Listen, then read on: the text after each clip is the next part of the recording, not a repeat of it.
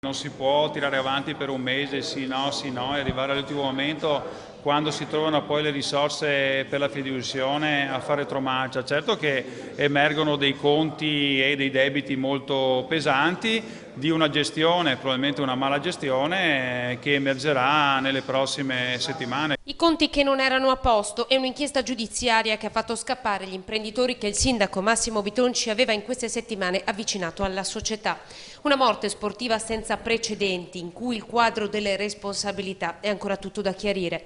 Una lite in famiglia a Cestaro, una fideiussione della banca al presidente Penocchio evidentemente inaspettata e una società, la Unicom, che dopo aver tenuto per settimane una linea precisa ha fatto un passo indietro. Capisco tutti gli imprenditori che si erano comunque avvicinati e che a un certo punto hanno detto no. Retroscena tutti da chiarire, qualcuno lo ha paragonato al gioco delle tre carte tra presidenza, dirigenza e società.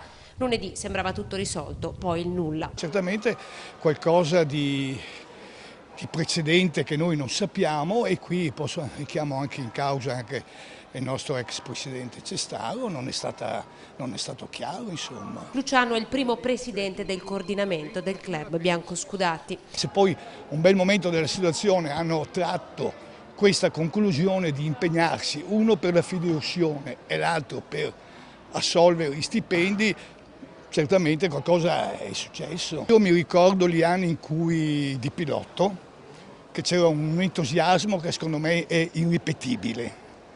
Noi partivamo da via Carducci con 20-30 pullman per andare in trasferta. Intanto i ragazzi della tribuna Fattori di oggi non vogliono parlare, si esprimeranno, dicono, soltanto quando avrà parlato chi di dovere.